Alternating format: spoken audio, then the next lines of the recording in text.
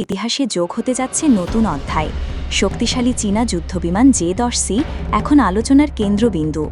বাংলাদেশ সরকার প্রাথমিকভাবে 12টি J-10C যুদ্ধবিমান কেনার বিষয়ে আগ্রহ দেখিয়েছে। চীনের প্রেসিডেন্ট শি জিনপিংয়ের সঙ্গে সাম্প্রতিক বৈঠকেই এ নিয়ে ইতিবাচক আলোচনা হয়। প্রধান উপদেষ্টা ড. মোহাম্মদ ইউনূসের সাম্প্রতিক চীন সফরকে ঘিরেই এই আলোচনায় নতুন মাত্রা যোগ হয়েছে।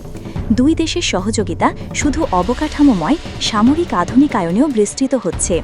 চীনের তৈরি J-10C যুদ্ধবিমান আন্তর্জাতিক মহলে পরিচিত ভিকারাস ড্রাগন নামে।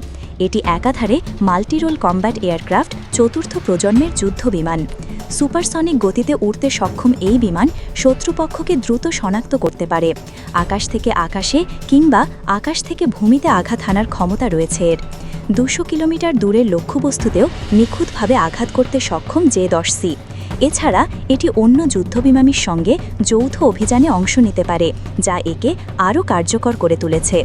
বাংলাদেশ বিমান বাহিনীর আধুনিকায়নের অংশ হিসেবেই J-10C কেনার আগ্রহ প্রকাশ করা হয়েছে।